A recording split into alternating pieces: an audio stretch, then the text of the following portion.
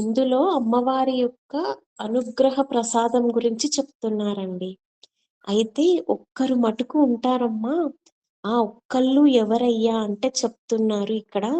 మహాసంహారేస్మిన్ విహరతి సతి త్వత్పతిరసౌ. అంటే సతి అంటే మహాపతివ్రత అయిన అమ్మ, నువ్వు మటుకు నీ యొక్క పతి అయిన పరమశివుడితో నువ్వు విహరిస్తూ ఉంటావమ్మా. అందరూ వెళ్ళిపోతారమ్మా.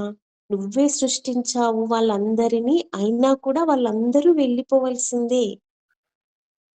పాతివ్రత్య మహిమ అండి. నువ్వు మటుకు అమ్మ నీ యొక్క పతి అయిన సదాశివునితో అక్కడ శాశ్వతంగా ఉంటావమ్మా అంటే ఇక్కడ మహాకాళి స్వరూపం చూపిస్తున్నారండి మనకి.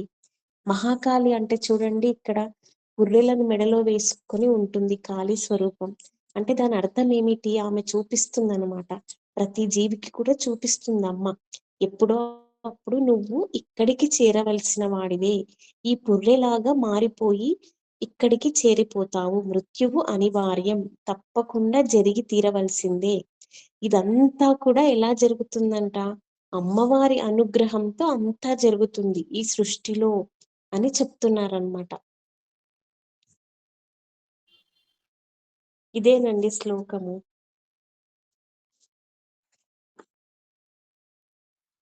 భావము.